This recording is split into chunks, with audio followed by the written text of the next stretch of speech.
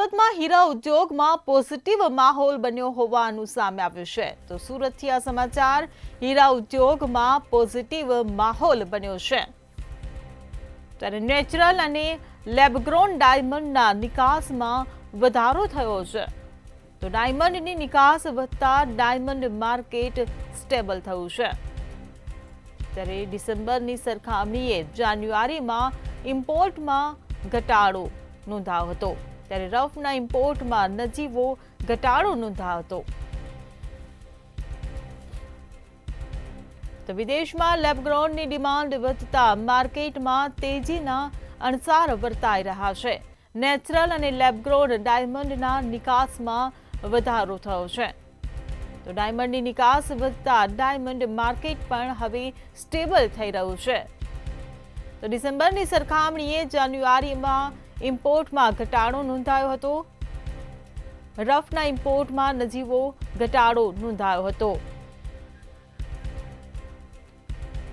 સંવાદદાતા રાબિયા સાલે આપણી સાથે ફોનલાઈન પર જોડાઈ ગયા છે। જે રાબિયા, સુરતના હીરા ઉદ્યોગમાં પોઝિટિવ માહોલ બન્યો છે। જે અત્યાર સુધી સમાચાર આવતા હતા કે હીરા ઉદ્યોગમાં મંદીનો માહોલ, પરંતુ હવે પોઝિટિવ માહોલ બની રહ્યો છે, શું કહેશો?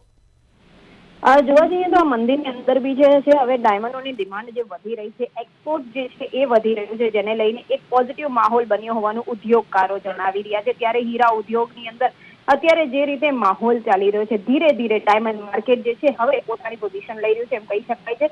માર્કેટ જે છે હવે સ્ટેબલ થઈ રહ્યું છે। વ્યવહારિક છે કે ડિસેમ્બરની સરખામણીએ જાન્યુઆરીની અંદર રફના જે ઇમ્પોર્ટ છે તેમાં નજીવો ઘટાડો નોંધાયો હતો અને ખાસ કરીને વિદેશોમાંથી જે ડિમાન્ડ નીકળી હતી એને લઈને માર્કેટમાં ધરતું હોવાના આસાર જોવા મળી રહ્યા છે। જે આંકડા સામે આવી રહ્યા છે, જેવીસીના લેબગ્રોન ડાયમંડના કહો કે નેચરલ ડાયમંડના કહો, આ બંનેના નવેમ્બર, ડિસેમ્બર, જાન્યુઆરીના આંકડા જોતા હીરા ઉદ્યોગકારોને હવે ધીરે ધીરે માર્કેટ સ્ટેબલ થતું જોવા મળી રહ્યું છે અને આવનારા દિવસોમાં આ પરિસ્થિતિ હજી સુધરે એવી પણ આશા વ્યક્ત કરવામાં આવી રહી છે।